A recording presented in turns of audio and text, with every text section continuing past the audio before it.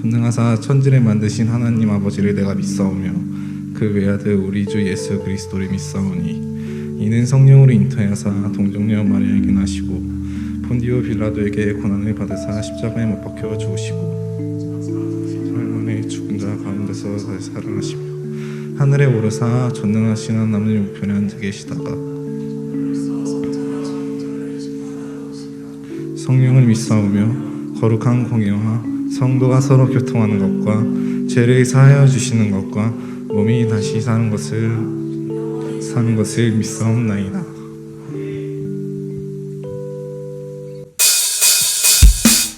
아멘. 우리가 하나님 앞에 나아갈 때 항상 기쁨으로 나아가길 원합니다. 예수님이 온 땅에 다 같이 찬양하시겠습니다.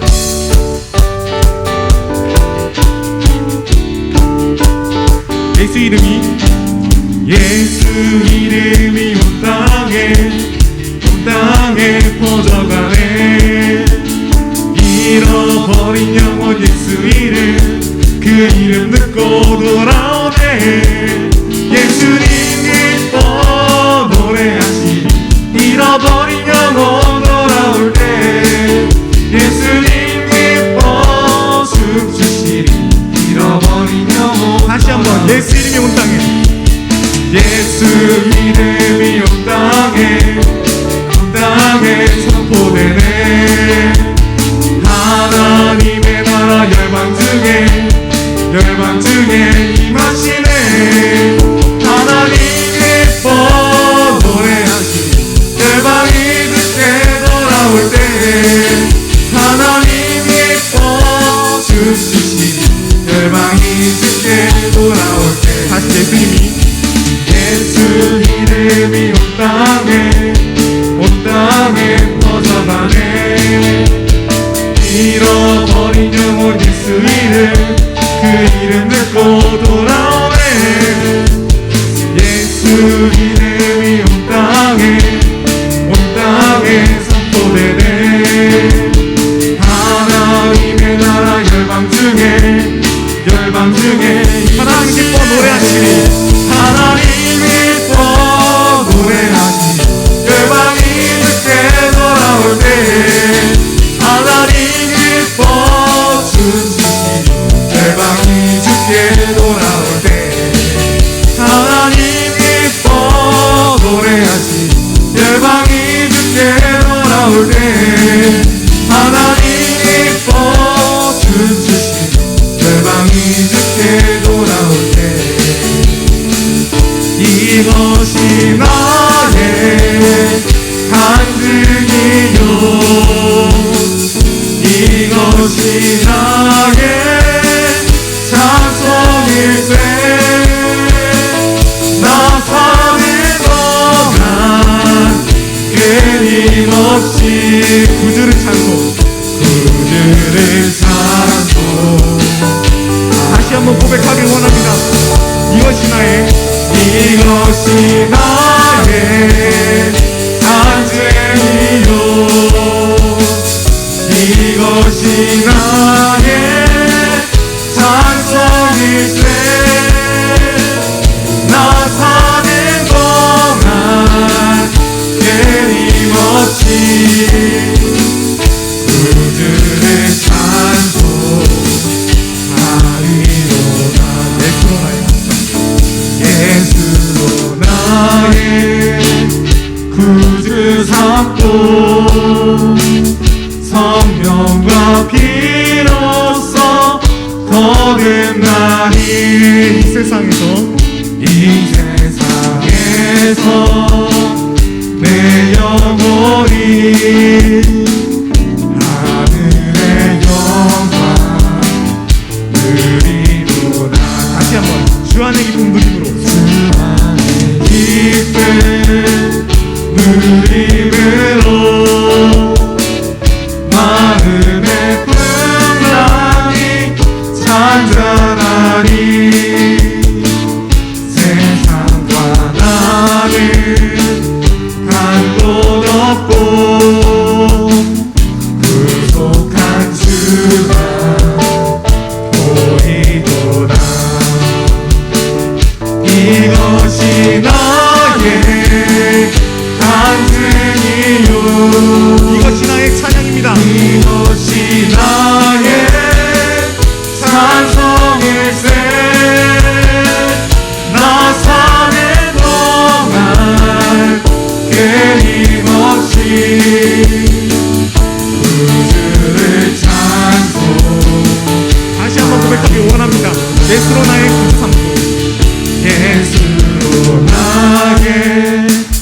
구주 삼고 성령과 피로써 거듭나니 이 세상에서 내 영혼이 하늘의 영광 누리로다. 이것이 나의 간증이요 이것이 나의 찬송일세. 나 사는 동안 끊임없이 구주를 찾고. 다시 한번 고백하기 원합니다. 이것이 나의 간증입니다. 이것이 나의 간증이요 이것이 나의 찬송일세. 나 사는 동안 끊임없이 구주를 찬송하리로다. 아멘. 하나님과 감사의 박수를 드리기 원합니다.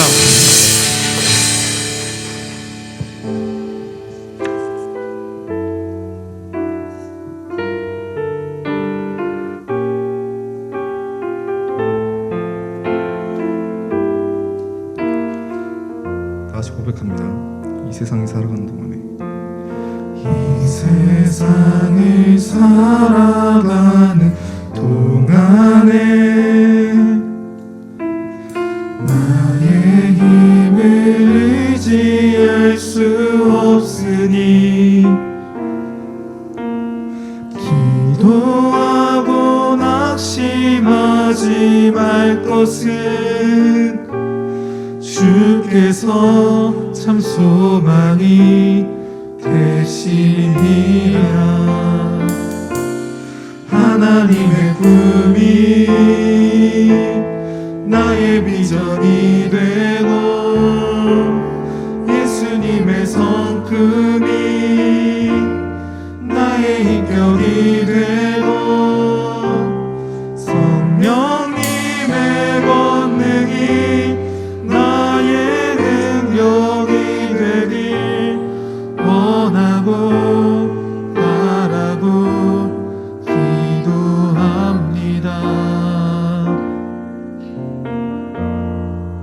다시 한번 이 세상을 살아가는 동안에 나의 힘을 의지할 수 없으니 기도하고 낙심하지 말 것은 주께서 참 소망이 되시니라. 주의 길을 걸어가는 동안에 세상에 넌 의지할 수 없으니 하고 낙심하지 말 것은 주께서 참 기쁨이 되시니. 하나님의 꿈이 나의 비전이 되고 예수님의 성품이 나의 인격이 되고 성령님의 권능이 나의 능력이 되길 원하고 바라고. 가슴에 손을 얹고 다시 한번 고백하기 원합니다. 하나님의 꿈이 나의 비전이 되고 예수님의 성품이 나의 인격이 되고 성령님의 권능이 나의 능력이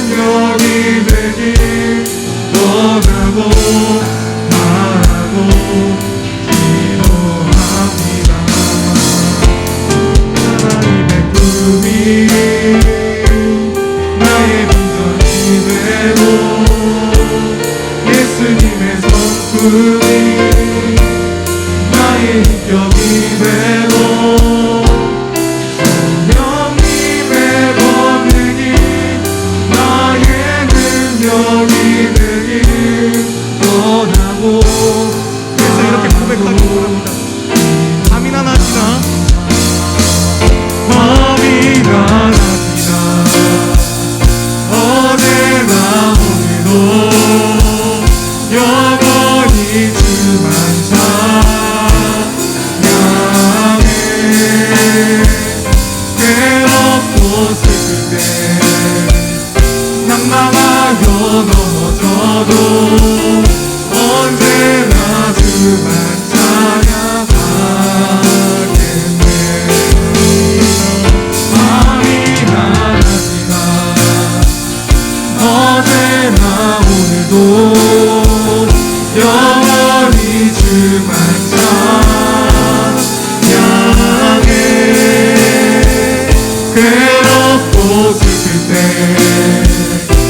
낙망하여 넘어져도 언제나 주만 찬양하겠네. 밤이나 낮이나 어제나 오늘도 영원히 주만 찬양해 괴롭고 슬플 때 낙망하여 넘어져도 언제나 우리 목소리로만 고백하기 원합니다. 밤이나 낮이나 밤이나 낮이나 어제나 오늘도 영원히 주만 찬양해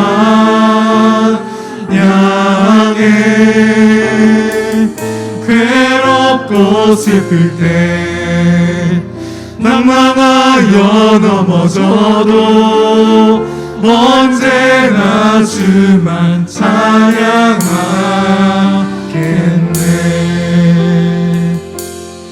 아멘. 우리 이 시간에 다 같이 기도하실 때에 내가 정말 어디 가서든지 하나님을 찬양하길 원합니다. 내가 어딜 가서든지 하나님을 예배하길 원한답니다. 내가 어디를 가서라도 세상의 길을 따라가는 것이 아닌 하나님의 길을 따라가길 원합니다. 이 시간 다 같이 기도하시길 원합니다. 하나님 아버지, 오늘 이렇게 자리에 모였습니다. 오늘가 우리가 사랑하는 하나님 아버지, 지금 대면 예배를 할 수 있게 해주셔서 감사드립니다. 이 자리에 참석하지 못한 온라인 예배를 드리는 친구들도 기억하여 주세요. 오늘 말씀 전하시는 이성광 목사님께 하나님의 응총 내려주시며 모두 은혜 받을 수 있도록 도와주세요. 선생님, 사역자님들 건강으로 늘 지켜주세요. 고3 언니 오빠들 수능 보는 날까지 지치지 않도록 도와주세요. 오늘 예배에 참석한 모든 청소년들이 항상 기도하고 말씀과 가까이 할수록 도와주세요. 예수님의 이름으로 기도드렸습니다. 아멘. 나도 애들이랑 얘기해보고 싶다.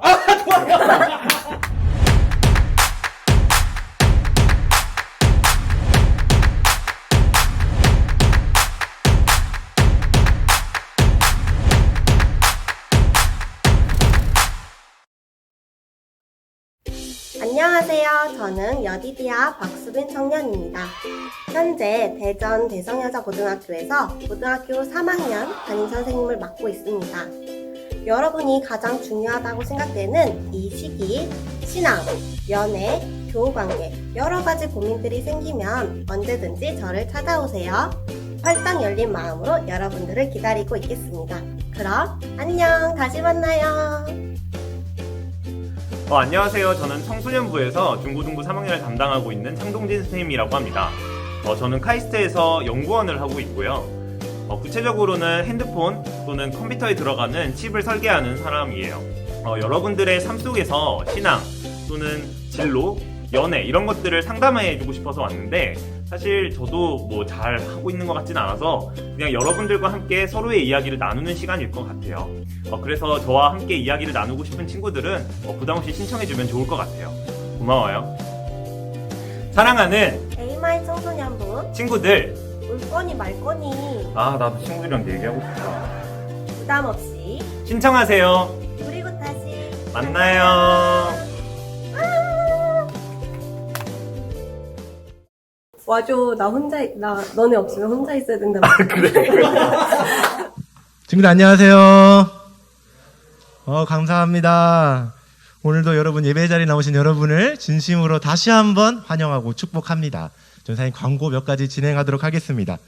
첫 번째 광고입니다. AMI 청소년부에 새 친구들이 왔습니다. 주보에 소개가 되어 있는데요. 차예은 삼천중 1학년 학생이고요. 차영민 동신과학고 1학년 학생입니다. 우리 박수로 함께 환영해 줄까요? 네, 친구들과 차차 좋은 교제를 쌓아 가셨으면 좋겠습니다. 두 번째 광고입니다. 청소년부는 안전을 지키고 생활 속 거리두기를 준수하며 예배하기 위해서 마스크를 착용하고 또 온도를 재고요. 또 손을 소독하고 지정된 좌석에 앉아서 예배를 드리고 있습니다.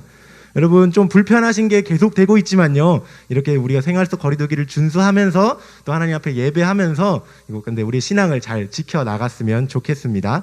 세 번째 광고입니다. 방금 영상으로 봤듯이 비발디 프로젝트가 진행 중입니다. 비전을 발견하고 디자인하라. 여러분의 비전과 그리고 또 진로와 이런 것들을 또 고민을 상담해 줄 수 있는 좋은 선생님들이 기다리고 계시니까 여러분들 많은 신청 부탁드리겠습니다. 네 번째 광고입니다. 청소년부 예배는 주일 오후에 유튜브에 업로드되고 있습니다. 여러분 이 편집돼서 올라온 영상을 이렇게 예배 나오지 못한 친구들에게 보내주고 또 선생님들도 함께 보내주셔서 신방해 주시면 좋을 것 같습니다. 다섯 번째 광고입니다. 수험생 응원 일정인데요. 일정이 조금 변동되었습니다. 주보 확인해 주시면 좋을 것 같은데요. 예, 이번 주간에 이제 9일부터 13일간의 개인 신방이 있고요. 또 15일 주일에 안수기도와 또 여디디아 청년들과의 또 교제 시간이 있습니다. 그리고 22일 주일에 수험생 응원 예배로 드려집니다. 원래 29일이 응원 예배였는데 22일로 당겨졌으니까 여러분 확인해 주시고 또 고3 선생님들은 친구들에게 연락해 주셔서 또 예배에 나올 수 있도록 해주시면 좋을 것 같습니다. 여섯 번째 광고입니다. 예배 후에 4층 에이마이홀에서 워십팀 교사 모임이 있습니다. 선생님들은 함께 해주시면 좋을 것 같습니다.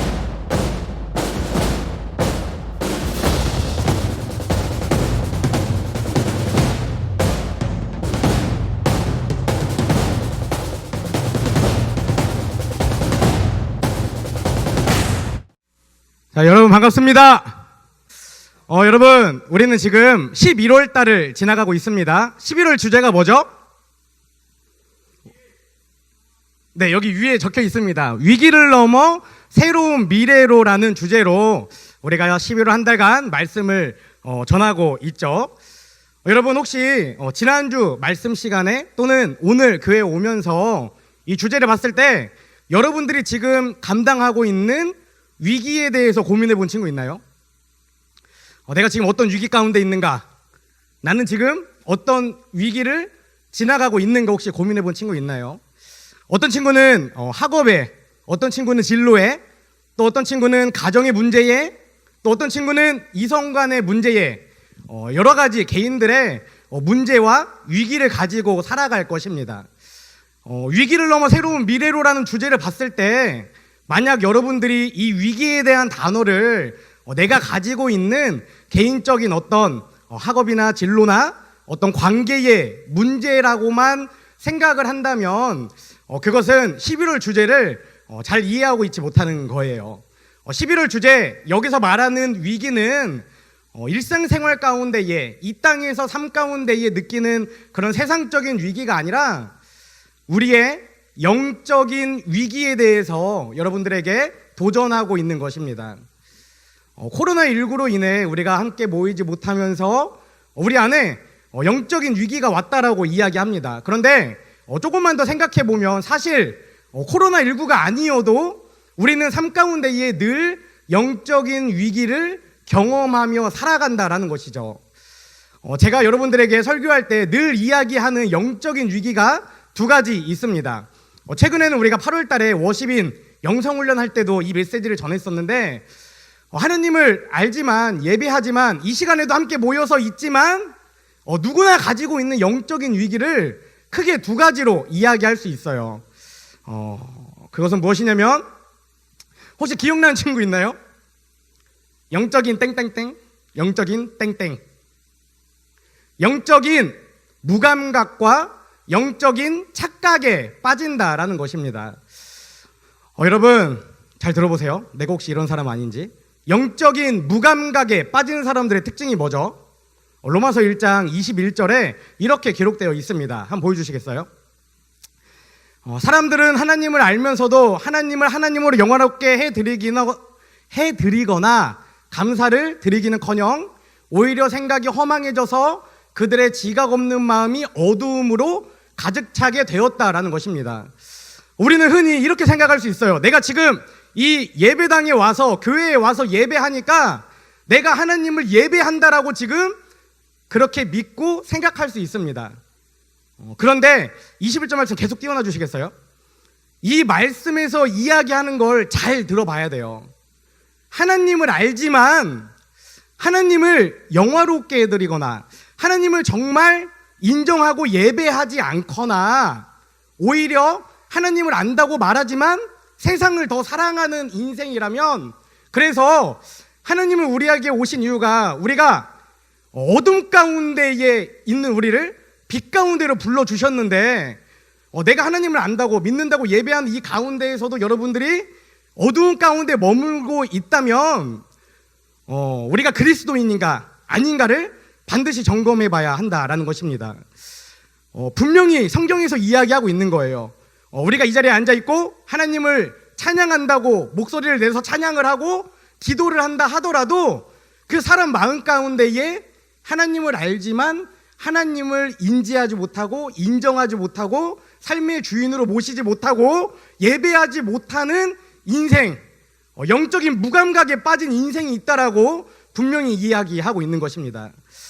여러분 가운데 지금 이 안에 앉아 있지만 입을 벌려 찬양하지만 기도하지만 지금 말씀을 듣고 있지만 내 마음에 다른 생각이 가득 차 있고 또 내가 정말 하나님에 대한 궁금증과 질문과 하나님께 나아가는 그런 노력들이 없다면 여러분도 저도 저런 영적인 무감각에 빠져 위기에 빠져 있는 사람들이라는 거예요. 그리고 하나가 더 있었죠. 영적인 무감각에 빠진 사람에게 반드시 찾아오는 것이 있습니다. 그것은 영적인 착각입니다. 영적인 착각은 계속 이어지는 로마서 1장 22절과 23절에 기록되어 있어요. 말씀을 한번 보여주세요. 로마서 1장 22절과 23절 말씀입니다. 영적으로 무감각해진 사람들은 이렇게 생각하고 살아간다는 거예요. 사람들은 스스로 지혜가 있다고 주장하지만 실상은 어리석어서 썩지 않는 하나님의 영광을 썩을 사람이나 새나 네 발 달린 짐승이나 기어다니는 동물의 형상으로 바꾸어 놓았다는 거예요. 무슨 말이죠? 영적인 무감각에 빠진 사람들에게 가장 먼저 찾아오는 변화가 무엇이냐면 내가 지혜 있다라고 여기는 거예요. 내가 하고 있다는 것이 옳다라고 얘기하는 것입니다. 내 주장, 내 생각, 내 입술을 말하는 거예요. 우리가 지난 시간 함께 나누었습니다. 그리스도인은 어떤 사람이죠? 그리스도처럼 생각하고 그리스도처럼 말하고 그리스도처럼 행동하는 사람입니다.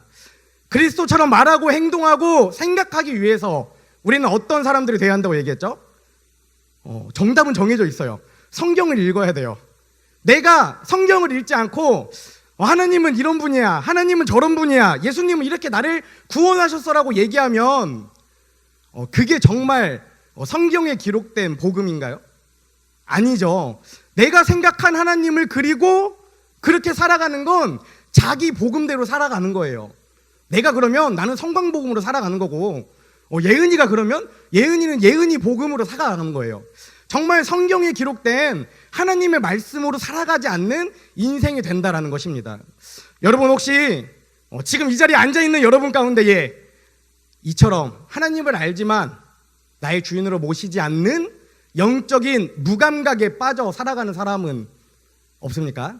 또 그것을 넘어서서 내가 생각하는 게 다 맞아, 이렇게 하면 돼, 하나님도 이렇게 생각하실 거야, 이렇게 영적인 착각에 빠져 살아가는 사람 없습니까? 이 두 가지도 어렵다면 한 가지를 더 생각해 보면 됩니다. 뭐냐면 여러분이 하루의 삶을 한번 잘 뒤돌아보세요. 내가 어저께 하루를 살았죠. 토요일 하루를 살았습니다. 하루 삶 가운데에 토요일 날 뺍시다. 어제 예배팀 원십이 연습이 있어서 예배팀은 분명히 했을 거니까. 자, 하루 더 전으로 금요일로 갑시다. 금요일 날에 여러분들의 삶을 한번 돌아보세요. 혹시 여러분 말씀 읽었습니까? 찬양했나요? 하나님께 기도했어요?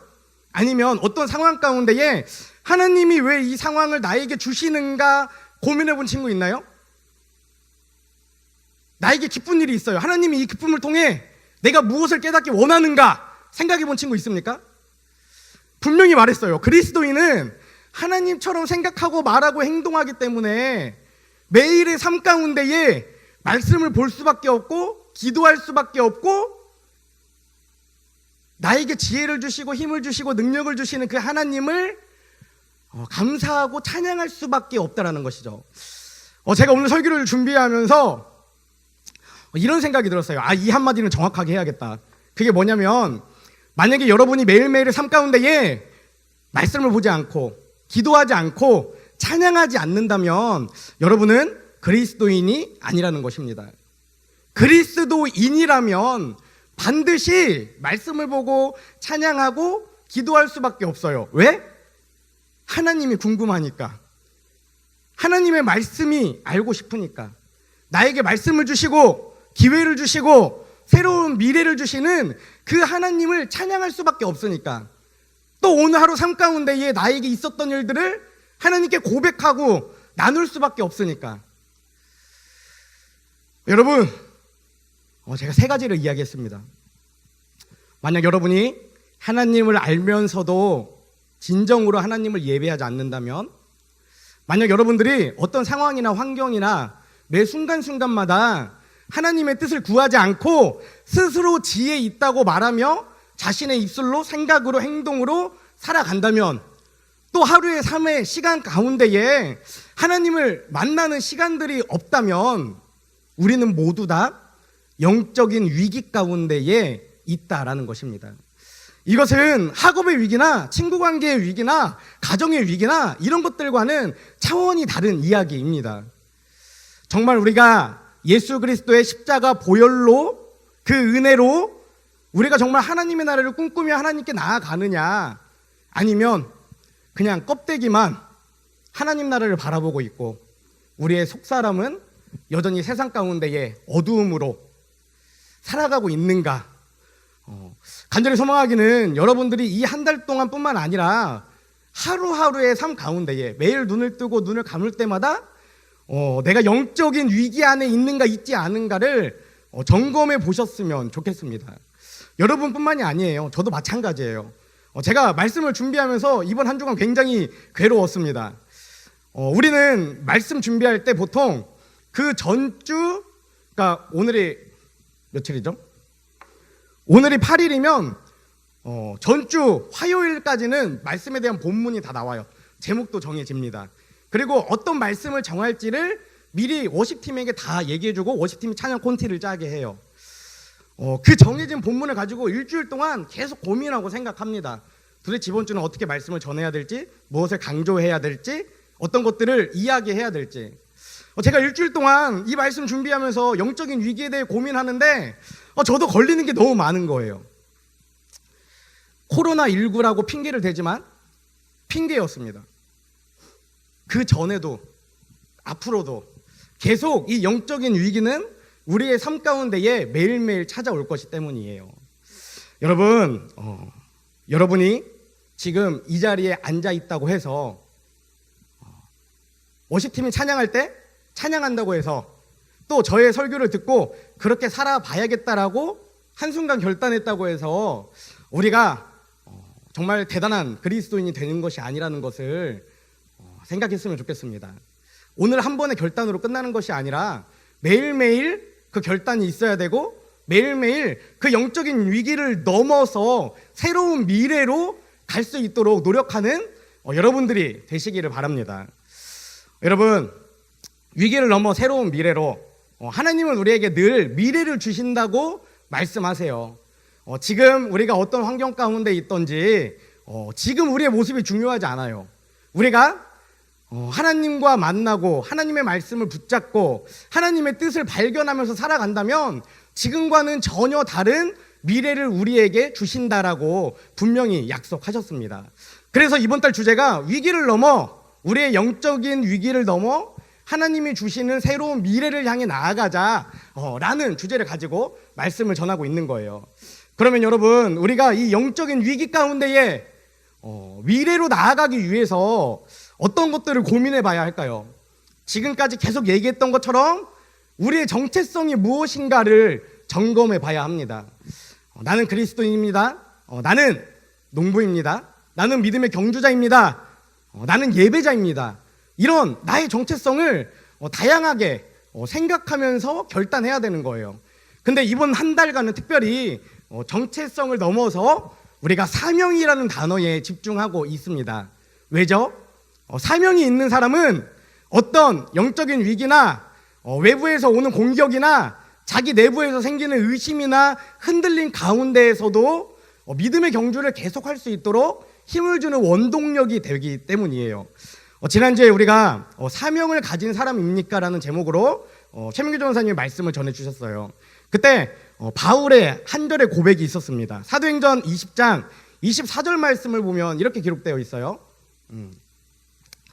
그러나 내가 내 달려갈 길을 다 달리고 주 예수에게 받은 사명 곧 하나님의 은혜의 복음을 증언하는 일을 다하기만 한다면 나는 내 목숨이 조금도 아깝지 않습니다. 이렇게 생각할 수 있어요. 말씀 계속 보여주세요. 바울은 사명을 가진 사람이었습니다. 바울의 사명은 무엇이었죠?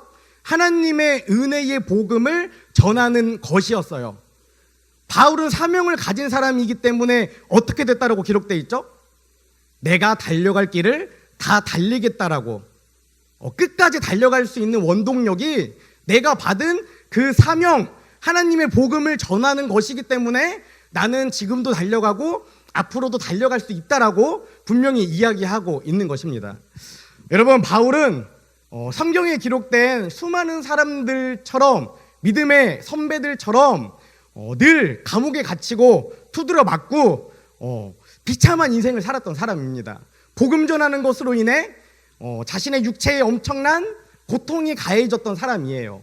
그런데 그럼에도 불구하고 바울은 저 사명을 가지고 지치지 않고 넘어지더라도 다시 일어나서 마지막까지 자신의 길을 완주할 수 있었다라는 것입니다.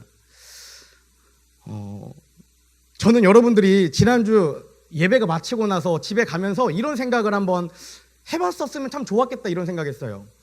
여러분들의 사명은 무엇입니까? 설교가 마치고 나서 또 설교를 들을 때 내 사명은 뭐지? 여러분들이 고민해봤으면 좋겠다 이런 생각을 했어요. 나도 정말 저렇게 바울처럼 하나님의 복음을 전하는 것이 나의 사명인가? 이런 고민들이 여러분들 가운데에 반드시 있어야 한다라는 것입니다. 제가 오늘 여러분들과 함께 나눌 말씀은 지난주에 나눈 말씀이 앞에 있는 말씀이에요. 사도행전 19장 8절부터 10절의 말씀입니다. 바울의 고백이고요. 바울이 20절에서 자신이 받은 사명은 하나님의 은혜의 복음을 증언하는 것이다라고 얘기했다면 은혜의 복음을 증언하는 것이 구체적으로 무엇이고 어떤 역할을 했는가에 대해 3절에서 하나씩 이야기하고 있어요. 전사님 앞쪽에 보면 오늘 본문 3개를 붙여놓은 게 있거든요. 그걸 한번 8절을 띄워주시겠어요? 8, 9, 10절을 제가 한번 읽어드릴게요. 여러분들 한번 글을 읽으면서 성경을 한번 이해하면서 들어보세요. 8절 바울은 이런 겁니다. 바울이 자신의 사명인 복음을 증언하기 위해 했던 일에 대해 기록하고 있는 거예요. 8절입니다. 바울은 회당에 들어가서 3달 동안 하나님 나라의 일을 강론하고 권면하면서 담대하게 말하였다. 그러나 몇몇 사람은 마음이 완고하게 되어서 믿으려 하지 않고 온 회중 앞에서 이 도를 비난하므로 바울은 그들을 떠나 제자들을 따로 데리고 나가서 날마다 두란노 학원에서 강론하였다. 이런 일을 이태 동안 하였다. 2년 동안 하였다. 아시아에 사는 사람들은 유대 사람이나 그리스 사람이나 모두 주의 말씀을 들었다. 아멘. 세 개를 정리해 보면 이런 거예요. 바울이 했던 일 두 가지와 바울이 그 사명으로 했던 일로 인해 어떤 변화가 일어났는가를 이야기하는 것입니다. 첫 번째, 바울은 하나님 나라의 일을 강론하고 권면하면서 담대하게 말하였다라는 거예요. 바울은 복음을 증언하는 그 사명을 가지고 첫 번째 한 행동이 하나님 나라의 일을 강론하고 권면하면서 담대하게 말하였습니다. 두 번째는 제자들을 따로 데리고 나가서 날마다 두란나곤에서 강론했다라고 기록하고 있습니다. 왜 제자들을 따로 데리고 나갔을까요? 바울이 복음에 대해, 하나님의 나라에 대해 이야기할 때 그것들을 방해하는 사람들이 있었기 때문입니다. 바울은 자신들을 방해하는 사람들과 맞서 싸우는 것이 아니라 자신의 말에 호감을 가지고 자신의 말에 같이 뜻을 하는 사람들과 함께 그곳을 떠나 제자 세우는 일을 했다라는 거예요. 바울이 이런 일을 했을 때에 어떤 변화가 일어났죠? 10절에 이렇게 기록되어 있죠. 아시아에 사는 사람들은 유대 사람이나 그리스 사람이나 모두 주의 말씀을 들었다. 바울이 그렇게 2년 동안 하나님 나라의 말씀을 강론하고 제자를 세움으로 인해서 아시아와 그 주변에 있는 모든 나라들이 복음을 듣게 되었다라는 거예요. 저는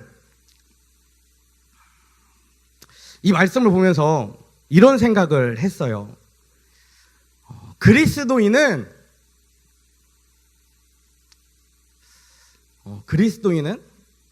하나님을 만나면, 복음을 만나면 복음에 대해 알게 돼요. 그리고 어떻게 되죠? 내가 알게 된 그 복음을 말하게 됩니다. 권면하게 돼요. 담대하게 전하게 됩니다. 내가 그 복음을 전했을 때 어떨까요? 반응하는 친구들이 있고 반응하지 않는 사람들이 있습니다. 반응하지 않다면 놔두고 반응하는 사람들과 계속해서 하나님 나라의 일을 이야기하는 거예요.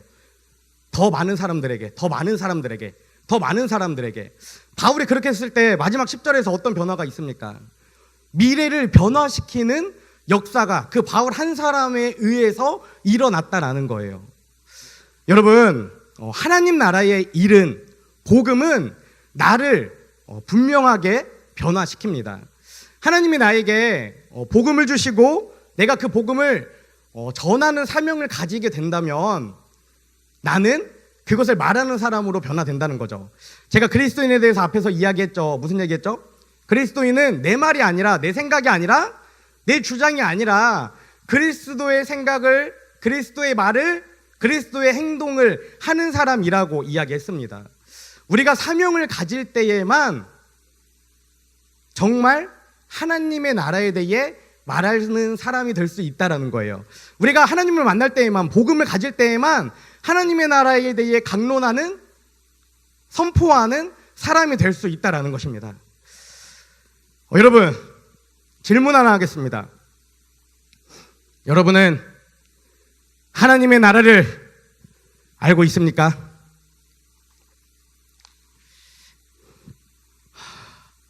여러분, 하나님의 나라에 대해 궁금하신가요? 괴롭다. 제가 작년에 하나님의 나라 설교하면서 이 고민 같이 했거든요. 오늘 또 설교 준비하면서 이 고민이 저에게 들어왔습니다. 우리 한국이 복음화가 가장 빠르게 된 시대는 6.25 전쟁 이후라고 저는 알고 있습니다. 저는 그 시대를 살아보지 않았기 때문에 책을 통해서 그 시대의 복음이 어떻게 전해졌는가를 알고 있어요. 찢어지는 가난함, 배고픔, 아픔, 남편들이 죽고 자녀들이 죽고 가정은 약탈당하고 먹을 게 없고 의지할 게 없고 무엇인가 하나 붙잡지 않으면 하루를 살아갈 수 없는 그 고통 가운데에 복음이 전해졌습니다. 수많은 사람들이 복음을 믿고 하나님의 나라를 전했어요. 그 시대부터 몇 년 동안, 몇십 년 동안 우리나라 가운데에, 이 땅에 복음이 엄청나게 전해졌습니다.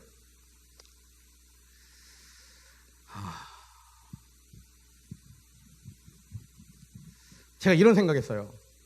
그 당시에 복음이 전해질 수 있었던 게 물론 하나님의 역사이긴 하지만 하나님의 계획하심이기도 하지만 그들이 배고팠기 때문에, 그들이 정말 의지할 곳이 없었기 때문에, 그들은 정말 갈망했기 때문에, 그들은 정말 빛이 없는 어두운 인생을 살아가고 있었기 때문에 빛으로 이 땅에 오셔서 우리를 어두움에서 빛으로 인도하시는 그 예수님이 계시다라고, 나를 사랑하신다라고, 나를 만드셨다라고, 나를 향한 계획이 있으시고 우리의 미래를 변화시킬 거라고 말씀을 하니까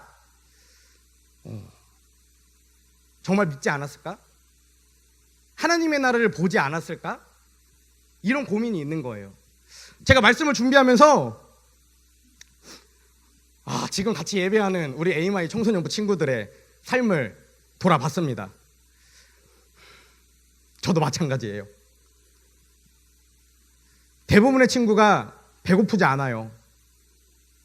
대부분의 친구가 스트레스 받지 않습니다. 대부분의 친구가 부족한 게 없어요. 제가 가끔 장난으로 얘기하지만 처음 봤어요. 목사님이, 전도사님이 신방 신청하면 간식 사들고 갈게, 맛있는 거 사가지고 갈게, 신방 좀 신청해라. 거의 없어요. 거의 없어요. 다른 교회 가잖아요. 엄청나게 들어옵니다. 왜? 먹을 게 많이 없으니까, 늘 부족하니까, 늘 필요하니까, 관심이 필요하고 사랑이 필요하고 먹을 게 필요하고 얘기할 사람이 필요하니까 늘 갈망합니다. 기다려요. 늘 자기의 순서가 오기를 기다린다라는 거예요. 근데 우리 교회 친구들의 대부분이 제가 보니까 8, 90%가 부족한 게 없어요. 그러니까 어떻죠? 생각이 없습니다. 갈망이 없어요. 찬양하지만, 기도하지만, 말씀을 듣지만 그거는 그냥 어떻게 보면 유흥이에요. 매주 하는 거니까.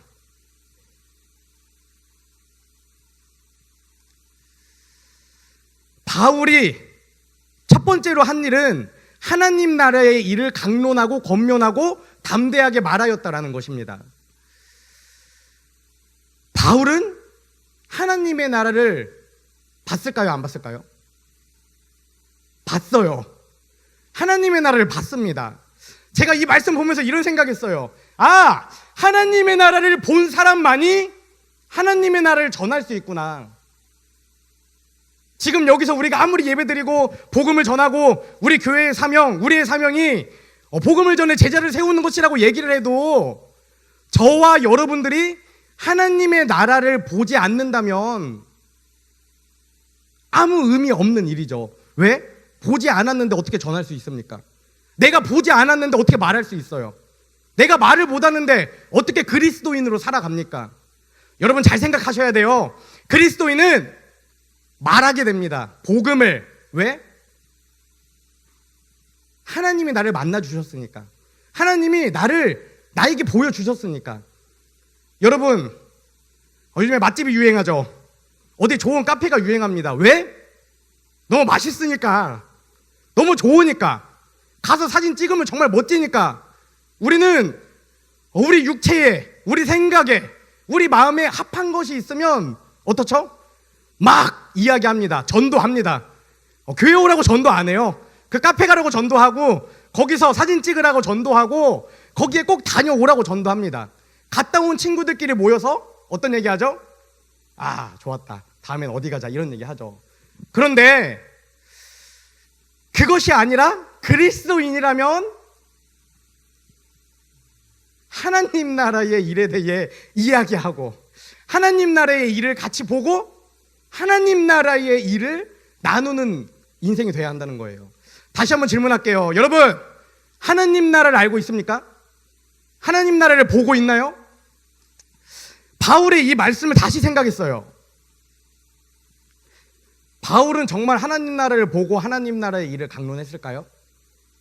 바울은 하나님 나라를 직접 가서 보고 와서 하나님 나라를 강론한 것입니까? 아니에요. 바울도 하나님의 나라를 직접 보지 못했습니다. 근데 바울은 하나님 나라의 일을 강론하고 권면하고 담대하게 선포했다라고 이야기해요. 왜죠? 바울도 보지 못했는데.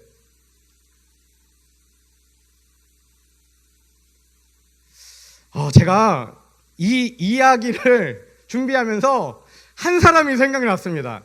우리가 1년에 한 번 정도는 꼭 이야기하는 사람이에요. 적용이 잘 되는 것 같아요. 여러분 한번 다 알고 있는 얘기지만 다시 한번 들어보세요. 또 처음 듣는 친구들은 잘 들어봤으면 좋겠습니다. 1955년에 미국 캘리포니아 애너하임에 우리가 너무나 좋아하고 꿈꾸는 누구나 가고 싶은 놀이동산의 원조인 디즈니랜드가 개막되었습니다.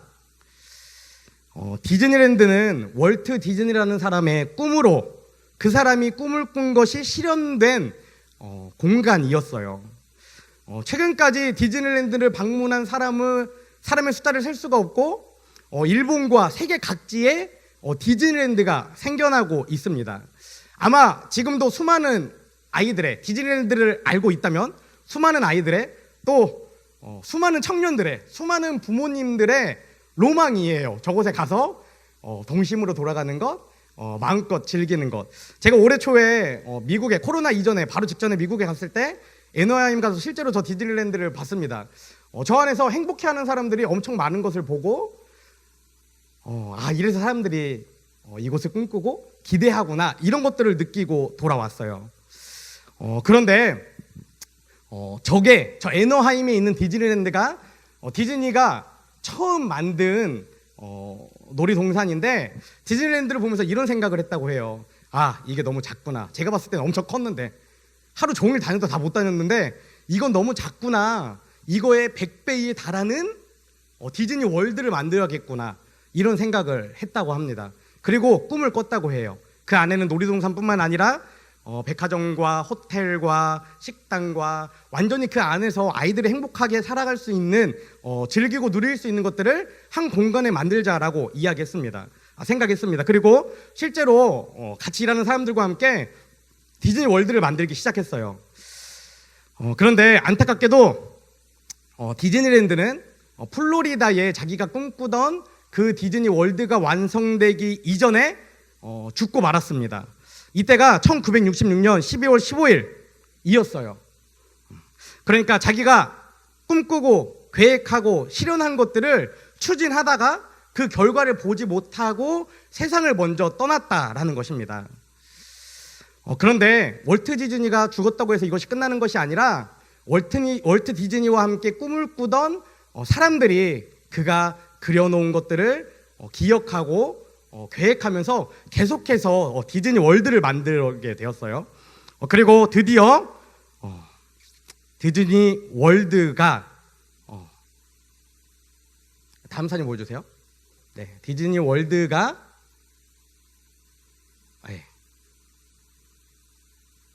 개장되게 되었습니다.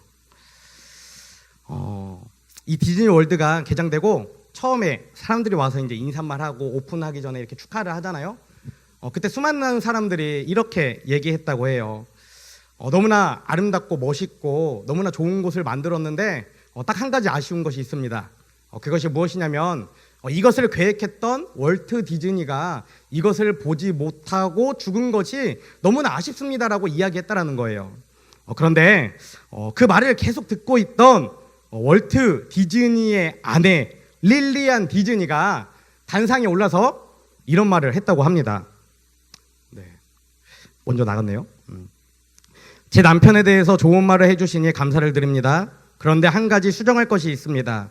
남편이 오늘 이 개막식을 보지 못해서 안타깝다고 하셨는데 사실은 남편이 오늘 이 놀이동산이 열리는 것을 보면서 일을 했다는 것을 여러분들에게 알려드리고 싶습니다.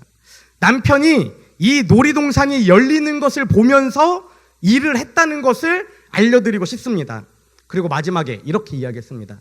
그가 보았기 때문에 오늘 우리가 이 아름다운 동산에 서 있는 것입니다.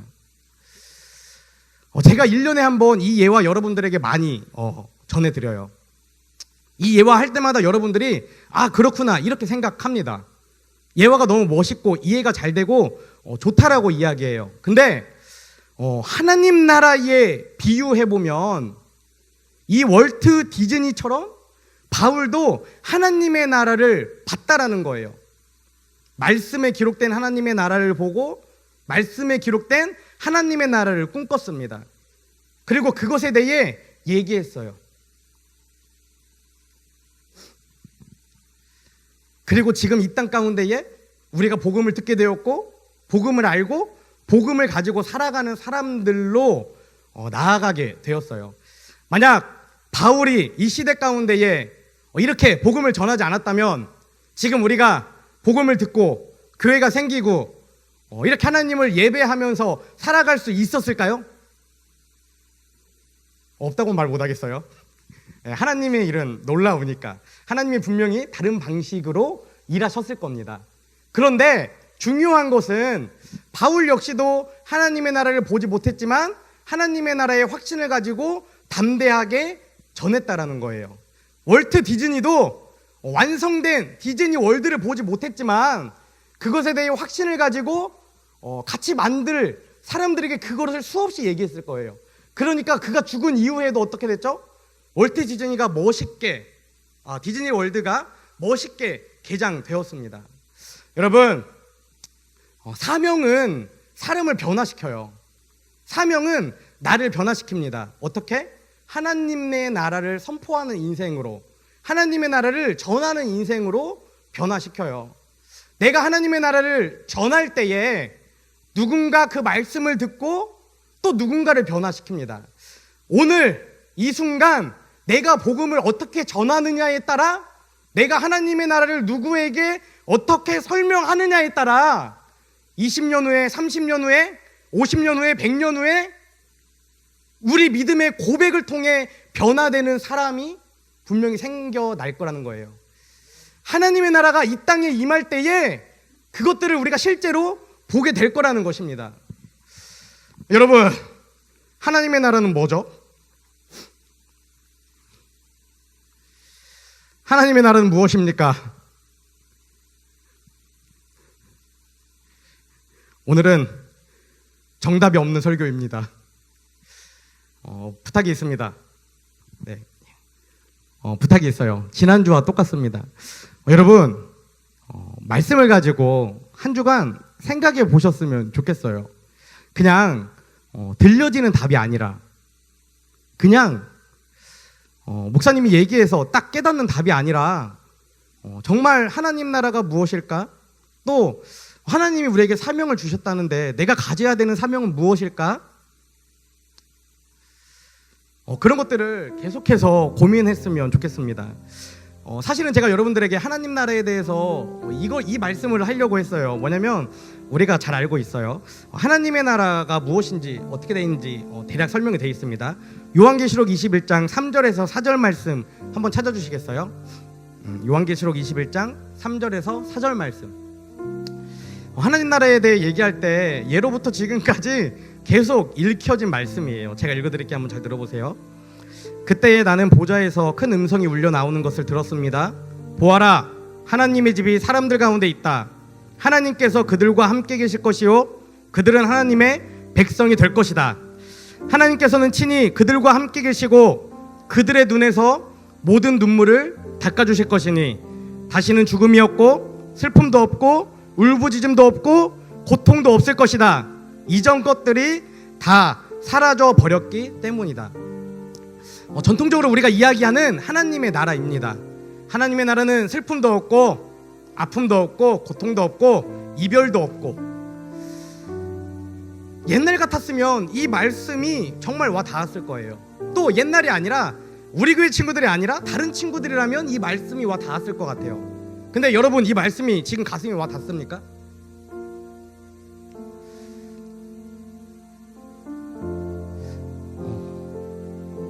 내가 정말 하나님을 만나야 하는 이유, 하나님의 나라의 일들을 알아야 하는 이유, 난 모르겠어요. 전 정말 모르겠어요. 내가 진짜 일주일 동안 잠을 못 잤는데 누가 아는 사람이 있으면 알려줬으면 좋겠어. 지금 뭐라고 명확하게 말해주기가 너무 어려워요. 여러분, 왜 예수님 믿어요? 왜 교회 다녀요? 왜 하나님 예배합니까? 왜 앉아있어요? 고민해야 돼요. 생각해야 돼요. 제가 청소년 사역 처음에 시작할 때 저희 어머니 얘기했어요. 그때 제가 이런 얘기했습니다. 내가 하나님 나라를 확신하고 기대하고 바라보는 이유에 대해서. 저희 어머니는 8년 전에 암으로 돌아가셨습니다. 어머니가 돌아가실 때 저한테 이렇게 얘기하는 거예요. 저는 그 모태신앙입니다. 평생을 교회에서 살아왔고 지금 목사를 하고 있어요. 근데 제가 그때가 아마 24, 5 정도 됐을 때였는데 저희 엄마가 저한테 이렇게 마지막으로 얘기해. 정말 마지막 한마디가 이거였어요. 성광아, 천국에서 만나자. 네. 그때 제가 이런 생각했습니다.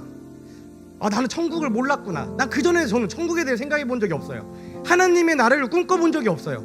그렇게 교회를 오래 다니고 내가 막 이산제를 내게 주셔서 찬양하고 막 나 기쁨의 춤추리하고 교회에서 임원하고 뭐 하여튼 교회에서 하는 일에 목숨 걸고 다 했는데 천국에 대해 하나님의 나라에 대해 고민해 본 적이 없다는 거예요. 목사님이 하나님의 나라에 대해 설교를 해도 내가 그걸 꿈꾸지 않았어요. 당연히 제 삶은 어땠죠?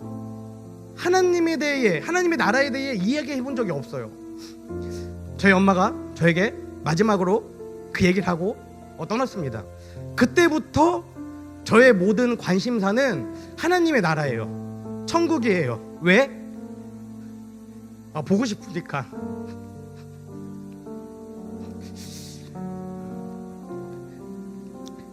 만나고 싶으니까.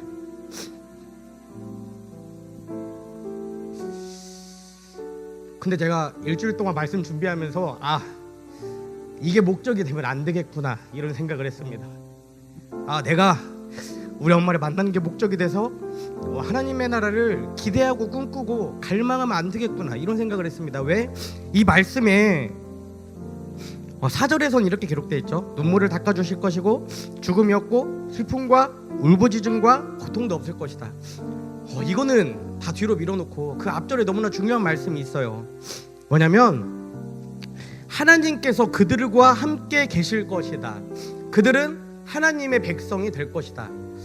지금 내가 있는 어떤 상황 자체가 아니라 살아계신 하나님을 내가 믿는다면 그 하나님을 실제로 마주하고 그 하나님의 얼굴을 보고 하나님의 음성을 들을 수 있는 그 하나님의 나라를 기대하고 소망하고 꿈꾸며 정말 하나님이 살아계셔.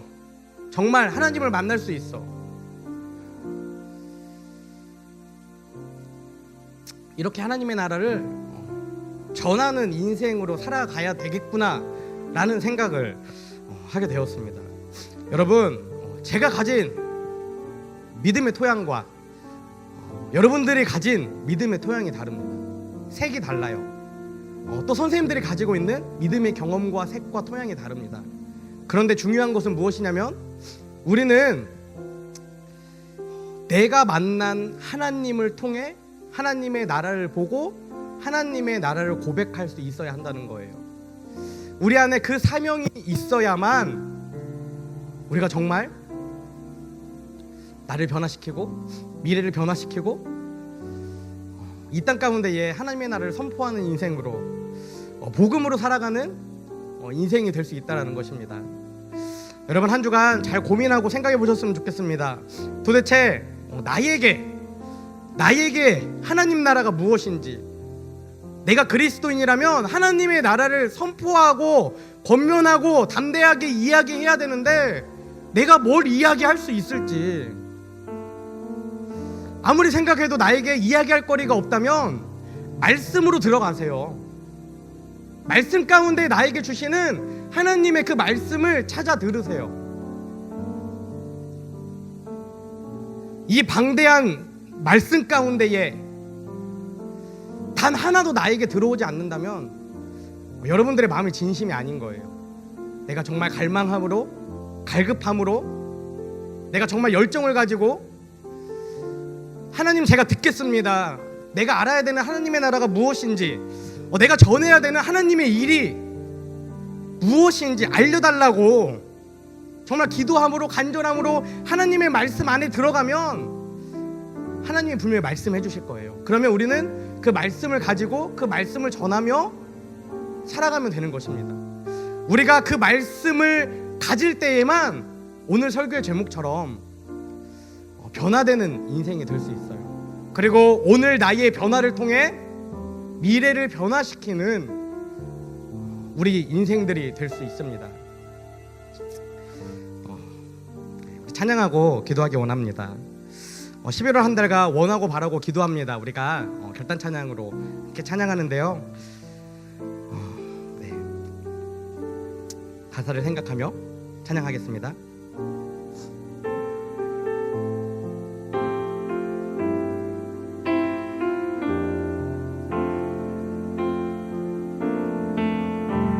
세상을 살아가는 동안에 내 이름을 위할 수 없으니 고아도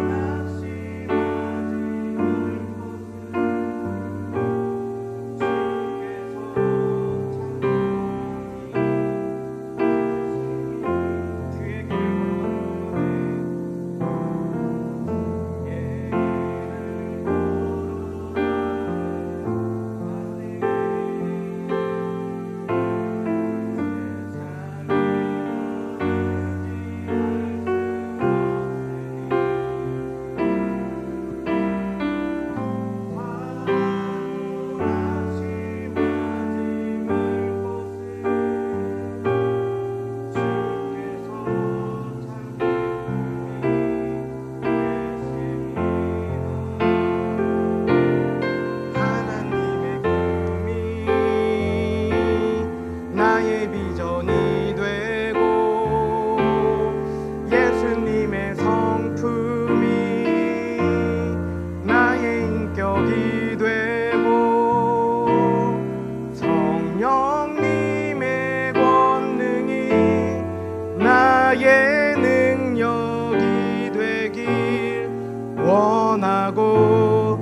바라고 기도합니다. 우리 이 시간 함께 기도하기 원합니다. 한 가지 기도 제목으로 기도했으면 좋겠습니다. 하나님, 제가 정말 하나님의 나라를 아는 그리스도인입니까? 하나님, 제가 알아야 되는 하나님의 나라는 무엇입니까? 하나님 말씀하여 주시고 그 하나님의 나라를 선포하는 인생이 되게 하여 주시옵소서.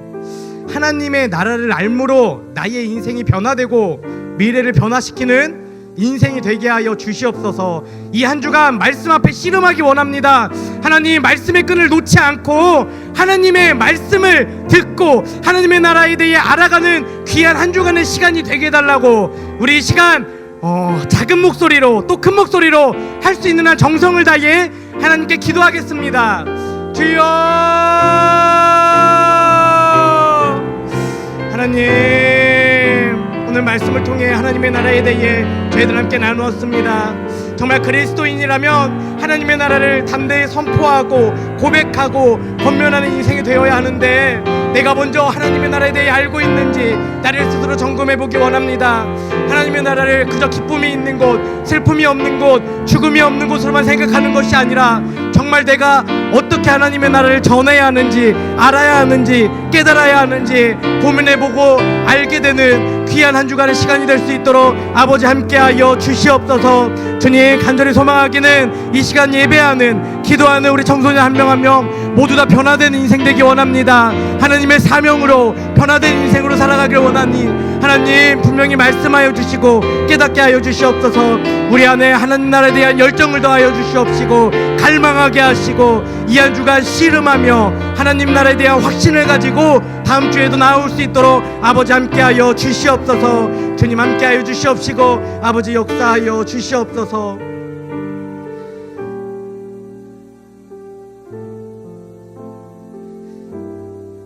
우리에게 사명을 주시고 그 사명을 통해 변화되는 인생이 되기를 원하시는 하나님 감사합니다. 오늘도 주님의 부르신 가운데 저희들 아침을 깨우고 일어나 주님 전에 모여 함께 주님을 예배했습니다. 하나님, 매일 일어날 때마다 또 잠들 때마다 내가 누구인지 고민하는 우리 청소년들이 되게 하여 주시옵소서. 또 내가 오늘 무엇을 말해야 하는지, 무엇을 구해야 하는지 하나님과 동행하는 우리 청소년들이 될 수 있도록 아버지 함께하여 주시옵소서. 주님, 우리는 지금 영적인 무감각과 영적인 착각이라는 영적인 위기 가운데에 있습니다.